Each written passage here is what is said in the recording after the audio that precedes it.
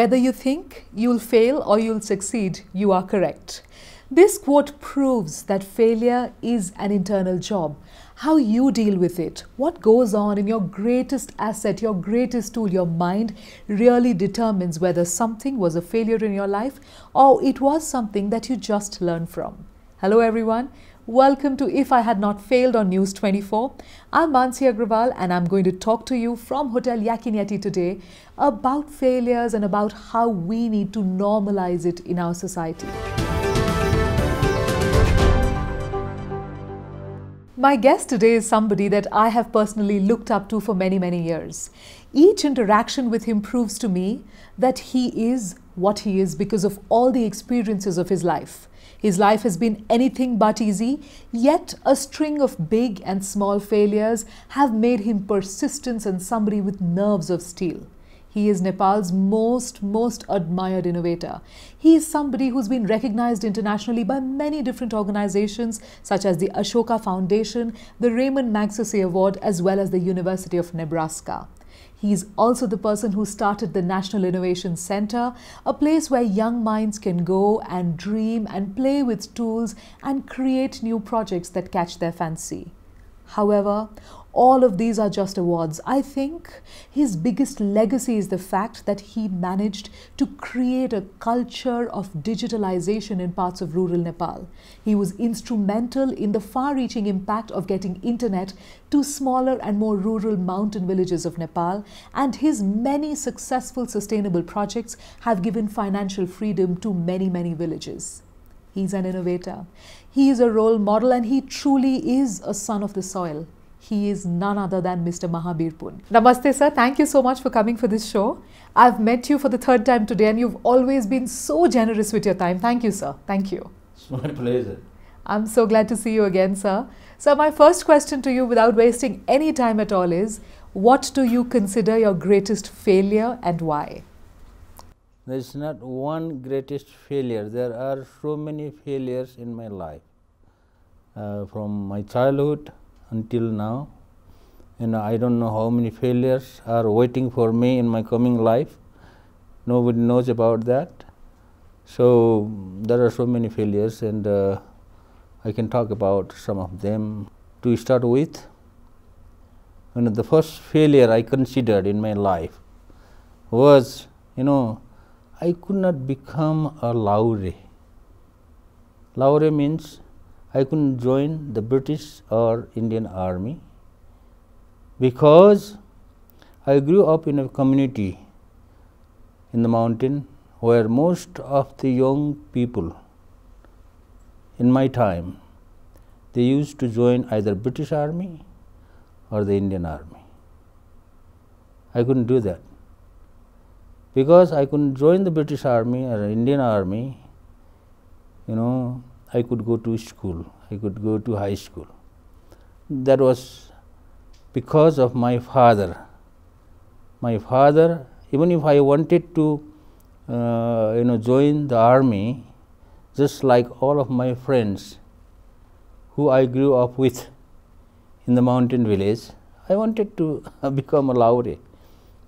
Or go to join the army, but my father didn't let me do that. I didn't tell that to my father, but because my father always wanted me to go to school. I don't know why he wanted me to go to school. I had no idea. He was just telling, you should go to school. You should go to at least high school. I had no idea why he wanted me to go to school, because during my childhood time, nobody in the mountains were going to school. All of these young people, like of my age, after they get like primary school education or middle school education, they used to join army. So nobody told the young people that it is very important to go to school. The only thing that we were told that time was it is important to go to join the army. So, I considered that as my failure during that time when I was growing up with my friends. All of my friends, most of my friends joined the army, either in British Army or Indian Army. So, that is the greatest failure of my beginning life. Right. Then the second failure I considered is I couldn't become an engineer. After I completed my high school, my father again brought me here in Kathmandu, and I joined Amrit Science Campus, used to be called Amrit Science College. There I studied science. So, those people who studied science, their main goal, main aim in their life was to become an engineer or doctor, because that time there was no engineering school or medical school here in Kathmandu.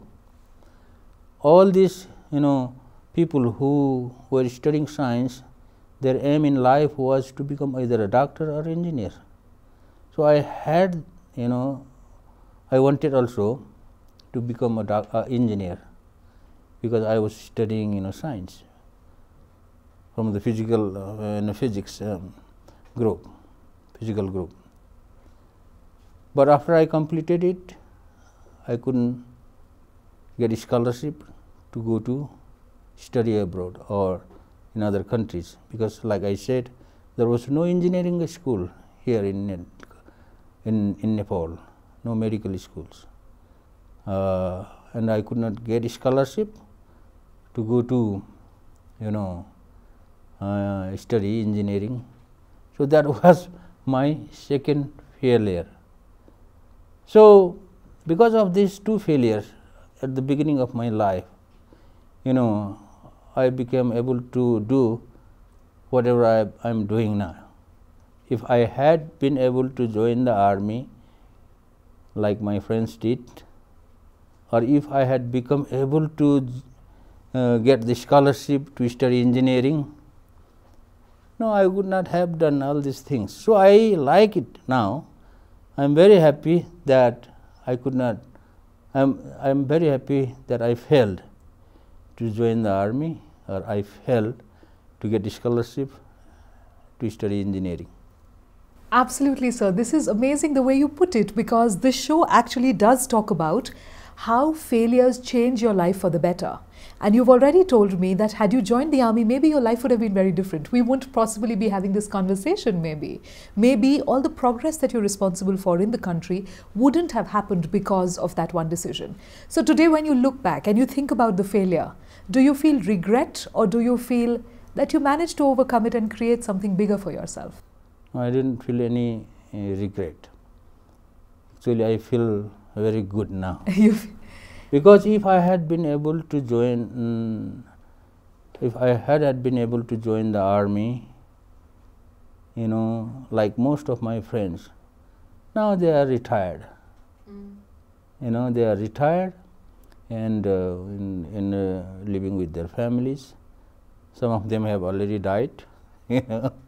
And if I had become able to become an engineer, I could have also found a job, good job. I could have made money, some money maybe, and by now I also would have retired, and I would not have been able to do anything that I am doing, and I would not have been able to enjoy the life that I am enjoying now.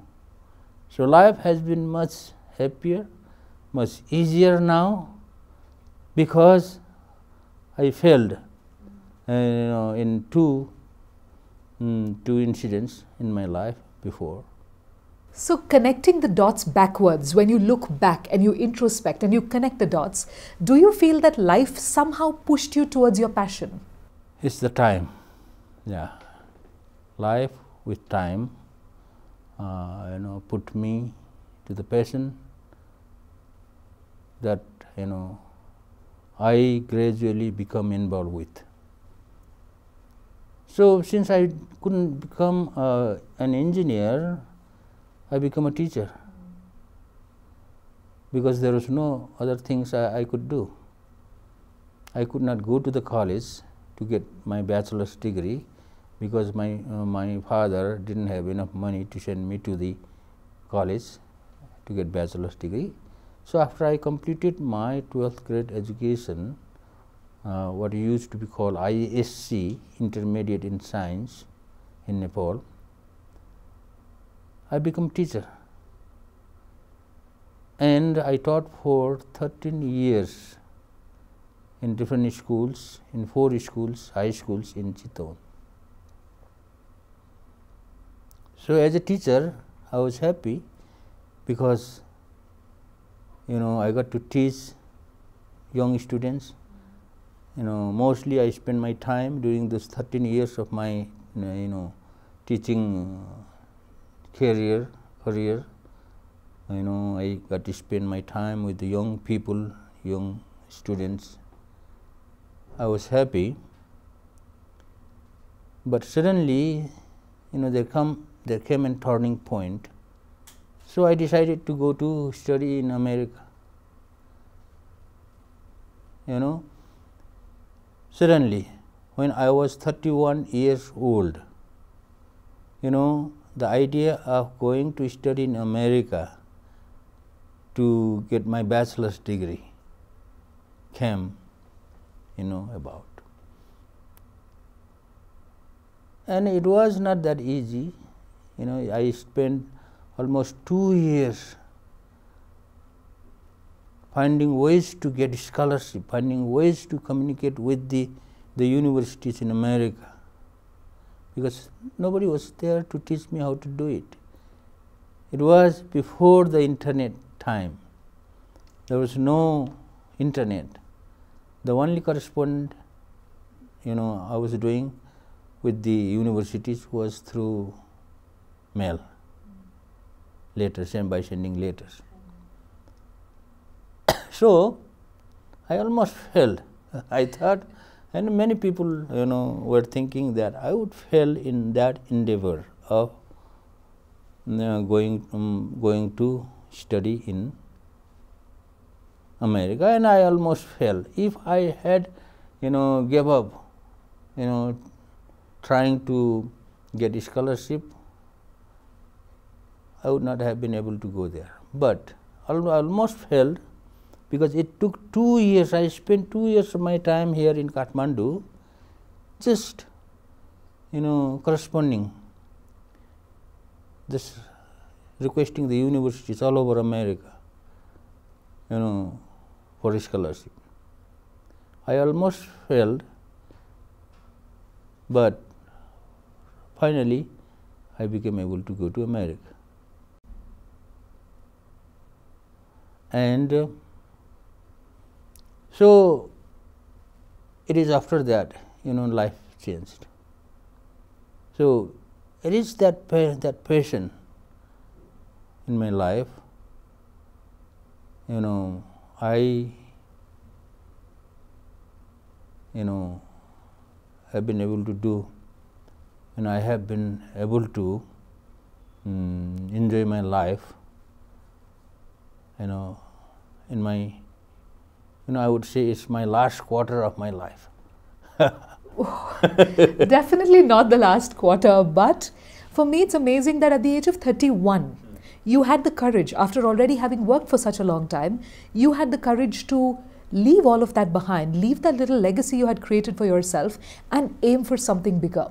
But this whole process took 2 years. How did you deal with the pressure of that? Because for a lot of people, for let's say me, I'm almost 37, the thought of going back to study is very intimidating, because I don't know whether I'll be able to deal with whatever pressures come along with that. And there is something that I've already created that I want to also protect in the same time. How did you deal with that? I insisted very hard. Okay. In order to deal all these, feelings, not only me, I, tell people that you have to insist very hard. You have to be very persistent. If you really want to do something in your life. If I had not insisted so hard, at the age of 31, trying to go to the college. It took 2 years of my time, to get a scholarship to go to study in America. So when I joined the university as an undergraduate student, I was 33 years old. So, this kind of, the persistency which, I grew up with actually, has made me able to, go to the college at the age of 33. Nobody nobody had thought during that time that it is a good time to go to college. Even today, nobody thinks, to go to college at the age of 33 to get an undergraduate degree. I mean, we can, in the media, we can hear something like some people of 60 years old going to high school, or some 75. There was a news a few weeks ago that a woman who is, I think, 75 years old wants to be a doctor, and she is studying. It's a rare case. Right. It's a rare case. So going to school at the age of, going to college at the age of 33 is not a usual thing that happens. It is unusual, I would say. But I was happy. I was happy. At least I could, at least I didn't know what I could study in America, but I was happy that at least I would be able to see America and the American life.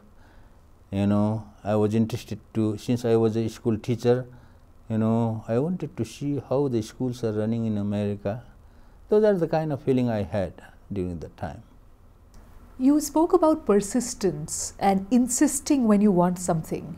How did you, because I'm sure there was a lot of pressure from society to maybe not go, to continue as a teacher.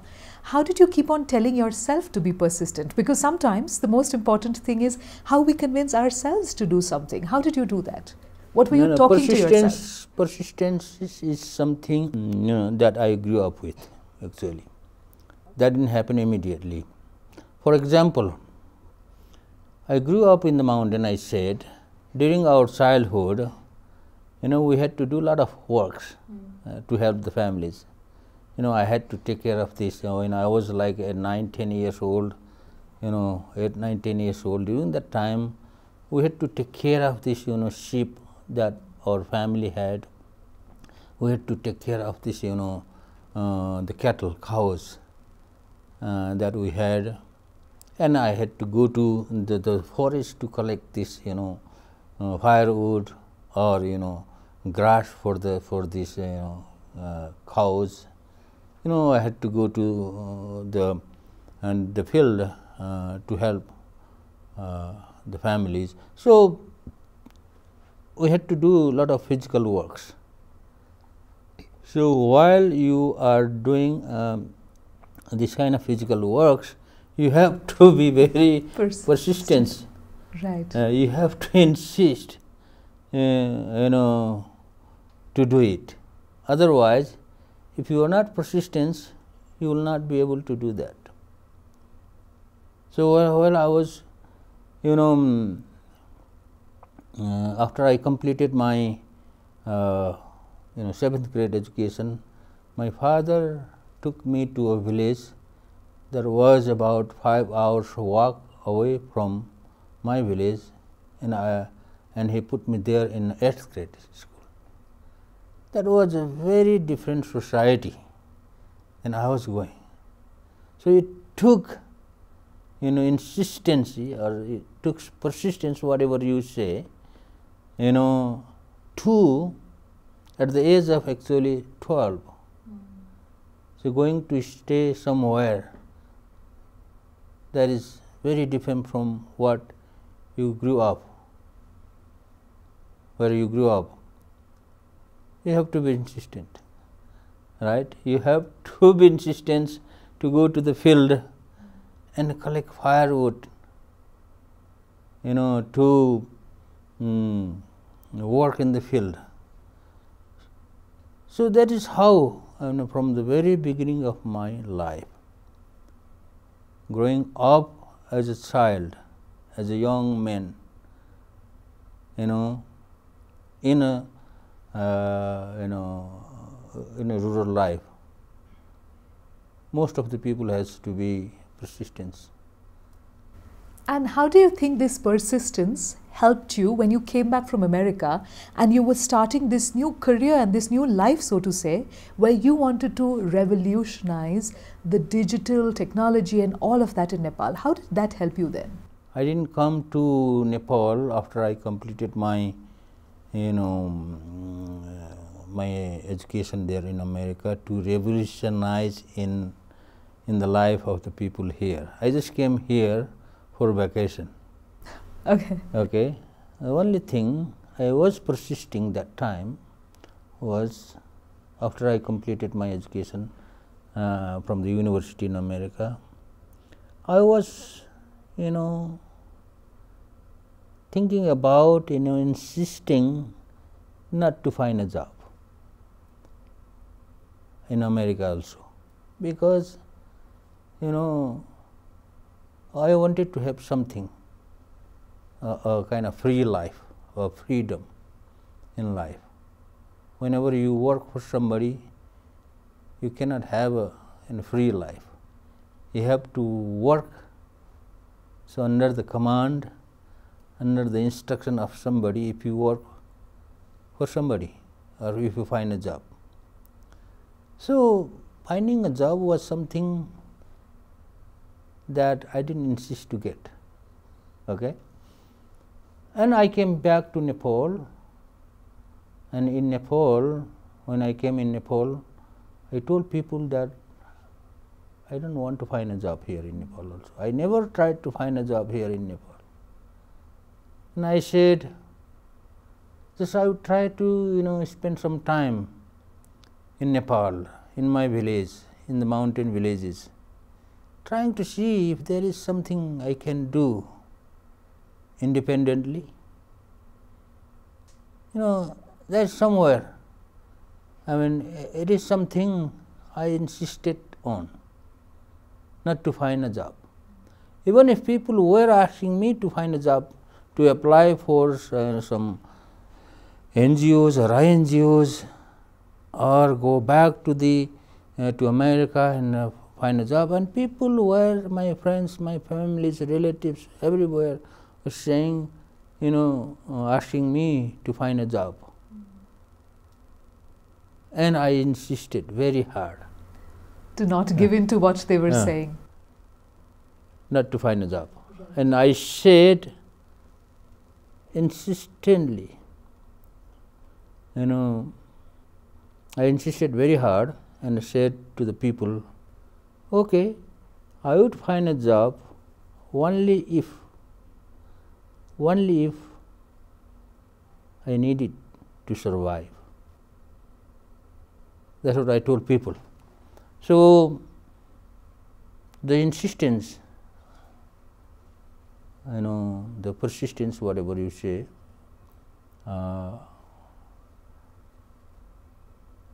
not to find a job, was what led me to many other failures in my life.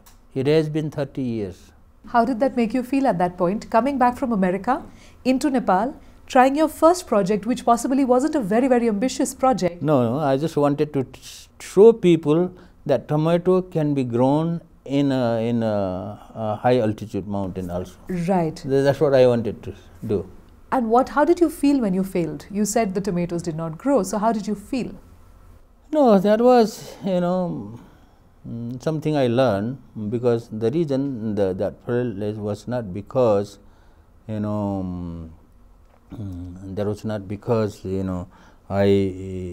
because of the I didn't have good idea. It's because, the area where I tried to grow up this tomato in plastic tunnel is an area where we get heavy snow.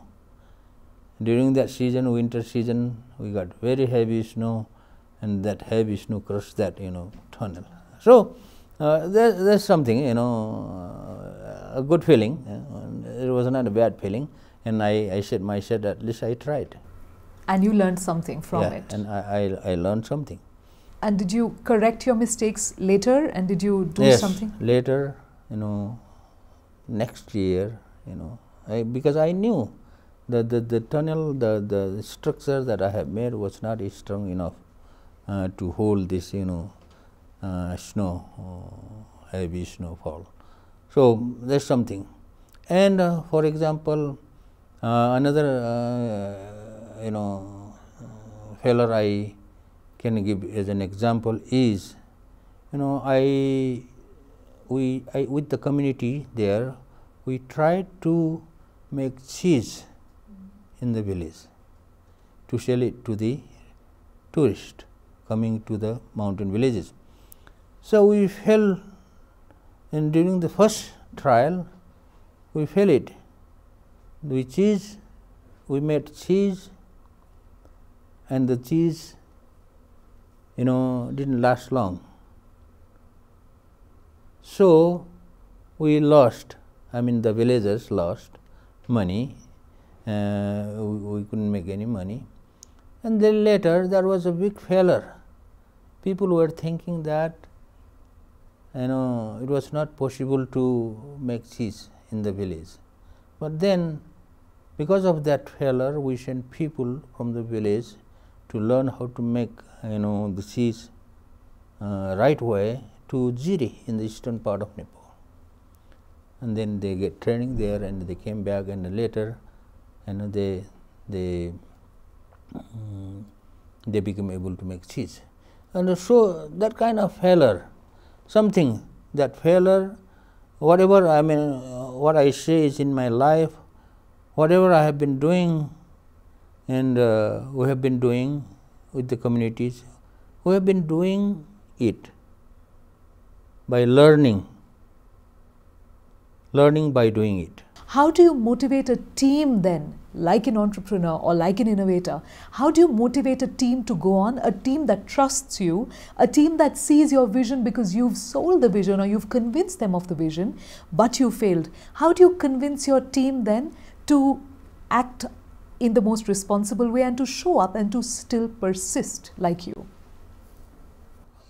The thing that I have learned in my life to motivate people to do something that I really want to do is that you have to start something new. You have to start something interesting. For example, the reason people were interested to work with me, I didn't motivate them, they were motivated by themselves to see how this new thing works. For example, I already give you example of how to make cheese. Nobody in the village eats cheese. Villagers, most of those villagers who have not been to the cities, they have even not seen cheese, how cheese looks like, how cheese tastes like. So since I talk with the people about making something that they had not seen before or they have not tasted before, that is why people were motivated to get involved in making cheese. Similarly, bringing wireless internet. Nobody in the village had heard the word internet. They had no idea what internet is. They had heard about the word computer. The word computer they knew. So when I first brought computer actually in the village, during that time, this is another I would say success story, or it can be a failure story. In around 1966, 1967, I wanted to bring computer in my village schools. Computers then were very expensive. Nobody even in the cities had computer in their house. Most of the office, government office and any other office didn't have computer. Computers were just very few computers in Kathmandu. So I wanted to bring computers, but we didn't have money to buy the computers. So at the beginning, I thought about finding some money, raising some money to buy a couple of computers in the village, but since it was so expensive, more than ₹1,00,000, then, and I couldn't raise that much money to bring computer. So I came with an idea to build computers, assemble computers by ourselves in the village. So what I did is, since I didn't become able to buy new computers, or I failed to buy new computers because of not being able to raise enough fund. So I came up with another idea. There was a failure, but I came up with another idea to assemble computer in the village. To assemble the computers, we needed spare parts. So I went to America. I was in America for short time. During that time, what I did is I collected spare parts from recycle store, computer recycle store, electronic parts recycle stores in America. I collected those spare parts because the recycle stores let me select whatever I want to take from this pile of these parts, computer parts, and I brought them and taught the people how to assemble computer in a wooden box. So that was something people had not done before. That was something interested to do. So people were motivated to build computer by themselves or assemble computer by themselves. I didn't have to motivate them. So when we brought internet, and when we were trying to bring internet, there was something new. People were interested to see how it works. So what I tell people is, in order to motivate people to do something, you have to do something different. You have to start something interesting, right? So it's only then you will be able to motivate people. I mean, you don't have to motivate people, people will get motivated by themselves. Similar thing is happening here to start this innovation center. This is something nobody had done before. So that's why people are supporting to the innovation center, because this is something interesting to them. They want to see how it works. They want to see how beneficial it is. So what I tell is, I don't motivate people. I just think about something that can make people interested, that can make people excited. That's the way to motivate people. If you do something that others are doing, people will not get excited, and it is difficult to motivate them to do what you want to get done. Great, sir. I really like that, because you also touched upon the National Innovation Center, the Avishkar Kendra. And I'm coming to the last two questions. And my second last question to you is this.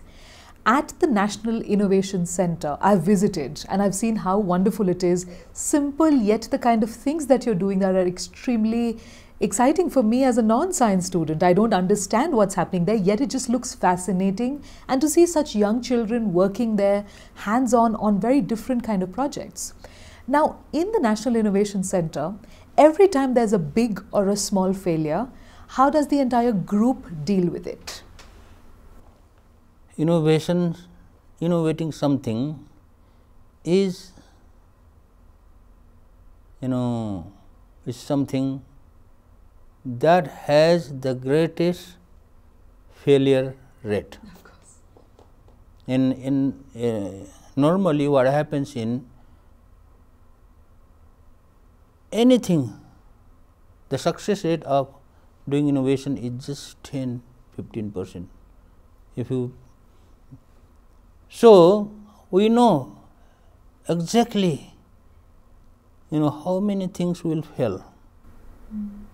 Maybe if we become able to innovate something, if it is, say, we become able to do something at 10% success, that is good.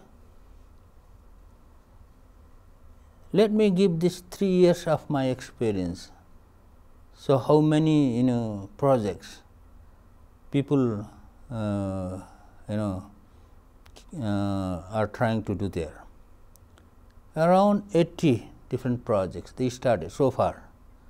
I mean, they could have done more if this COVID pandemic had not started, because during the COVID pandemic we became heavily involved in making things to protect the health worker.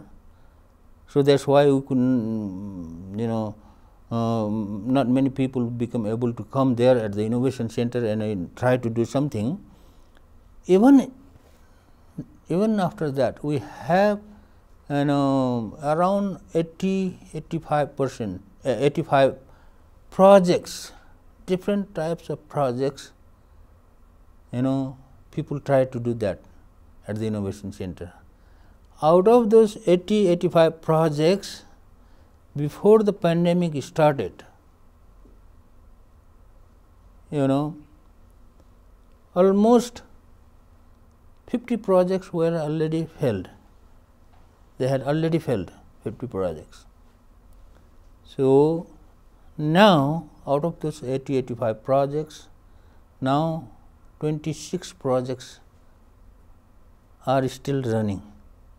Other projects have failed, which is still a good percentage of success, okay, I would say. Now, out of all those 80 projects, only I would say 5-6 projects are in their final stage. So our failure rate at the innovation center is less than, little bit more than 5%, right, around 8-9%, which is okay. So at the innovation center, when people bring ideas, innovative ideas that has potential to be commercialized, so we ask them to try it, and we tell them not to worry about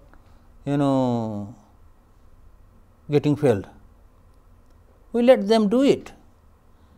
We ask them to try and try and try. Some people have been trying to do something for like 6 months or 10 months or more than a year. They are still trying. They have failed so many times. So what they are doing there is they are learning by failing.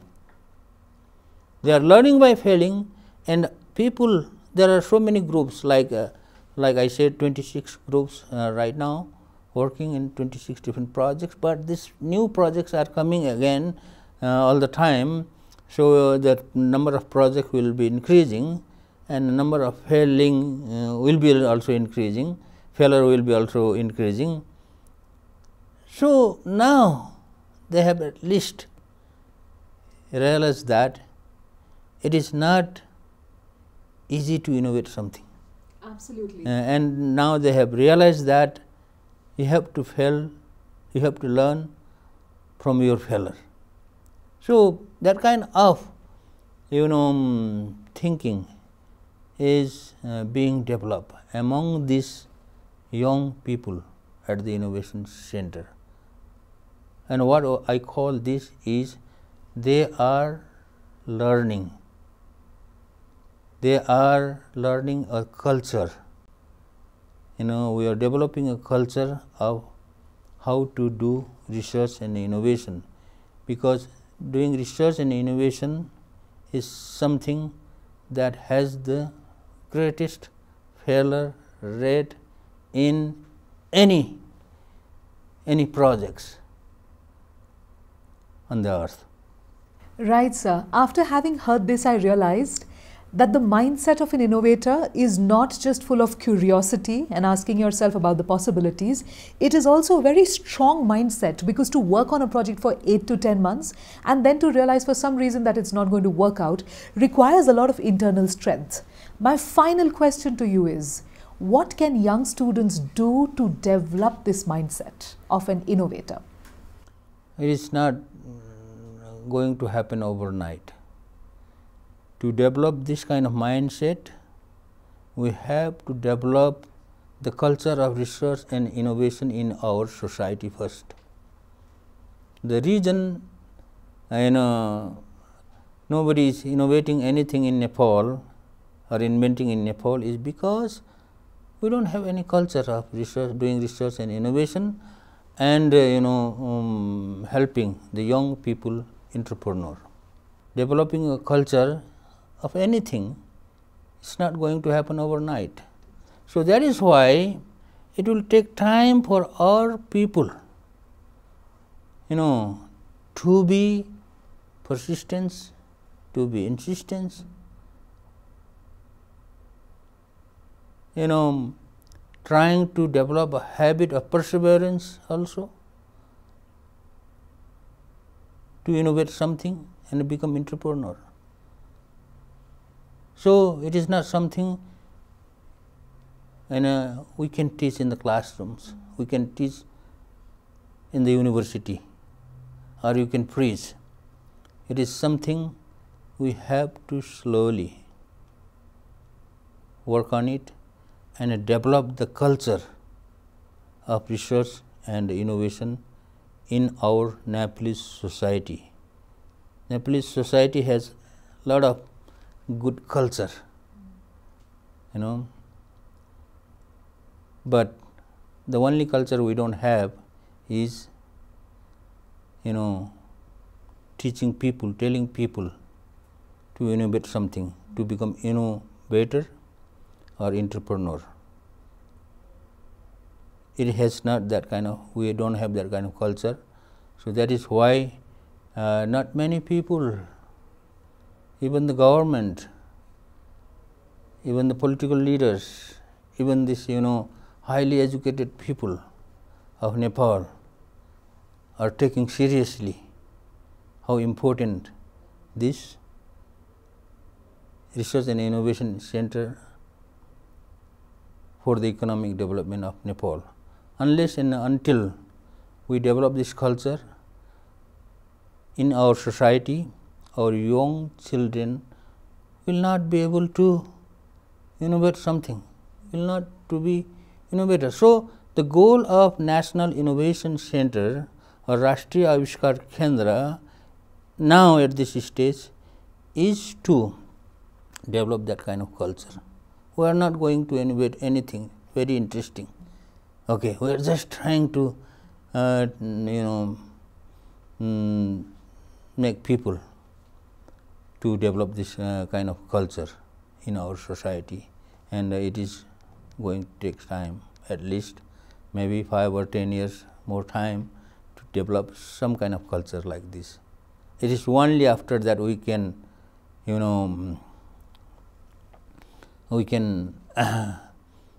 make Nepal economically, or we can create the economy of Nepal, because without research and innovation, without developing this kind of culture in our society, Nepal is never going to be a prosperous country. It is very important. Thank you, sir. And on that note, I want to personally thank you for being this flag bearer of getting this new culture in, for being somebody that the entire generation looks up to, and for actually always standing up for doing all these wonderful projects that you're doing, and for genuinely inspiring the country. Thank you so much, sir. It's been a pleasure having this conversation with you, and I couldn't be any more grateful to you for your time and for this honest sharing that you did from your side. Thank you, sir. Thank you. It's my pleasure. Thank you, I'm sir. glad to tell people about, my failures in my life.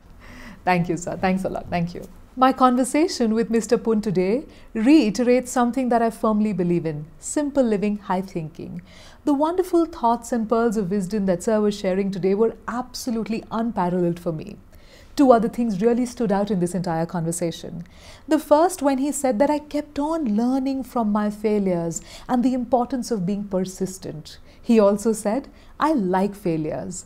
And I love that he has this positive attitude to what would seemingly be depressing times in somebody else's life. To me, the second thing that really stood out was his insistence on the fact that we need to create a culture of innovation. We need to create a safe space where young people feel that they can fail and try again, and where young people can really see their dreams taking off. I love that his work at the Rashtriya Avishar Kendra is one huge step in this direction. To sir, I'd just like to say, thank you so much for being the change we need to see in the country. We are all richer because of you. Thank you.